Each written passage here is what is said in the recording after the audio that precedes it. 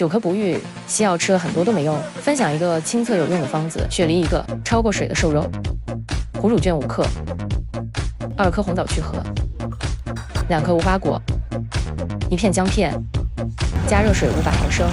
虎乳菌是没有异味、不苦不涩的，很好接受的。扣盖炖1个小时。时间到。这个汤很清润，不仅咳嗽的小朋友可以喝，平时干燥的朋友都适合。喝起来是清清甜甜的，特别舒服。记得连续喝3天，需要的赶紧收藏安排起来吧。